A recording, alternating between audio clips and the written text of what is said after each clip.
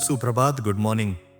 आज हम ये आकाश चैप्टर की वर्कशॉप में मंत्रा पे बात करने वाले हैं और इस मंत्रा की बात के लिए मैं चाहता हूँ कि आप एक बेसिक अंडरस्टैंडिंग करें यूनियन की, तंत्र की।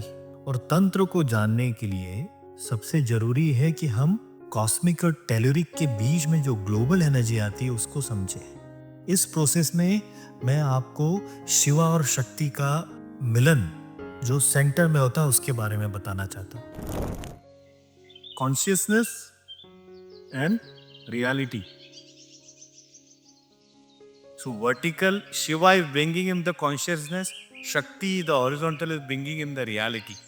कॉन्शियसनेस तो रियलिटी के बीच में अटके हुए हैं। वो बीच अगर हमें मालूम पड़ जाए तो हमें ये समझ में आ जाएगा कि हम सेंटर से ऊपर हैं या सेंटर से नीचे।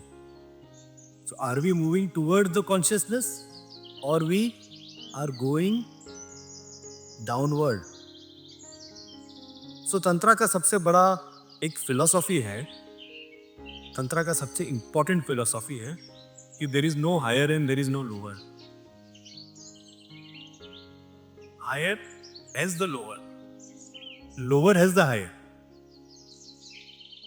When we talk about higher in the lower and we talk about lower into higher, we are trying to bring in the lower toward the highest. We are giving power to the lower to become a part of higher. And they are giving power to the higher to accept the lower. When the lower and higher becomes one, then there is a unison, then there is a Shiva Shakti. And that is what Tantra is.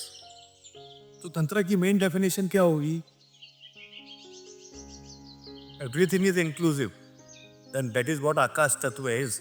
ये पांचों तत्वों में आकाश सबसे strong क्यों माना जाता है? आकाश तत्व यूनिवर्स का एक बहुत स्ट्रॉन्ग ईस्टर्न फिलोसॉफी में ही आया हो, फिर ताओ आया। एक्चुअली तंत्रा का सबसे बड़ा प्रोसेस और डायलॉग स्टार्टेड इन बुद्धिज्म,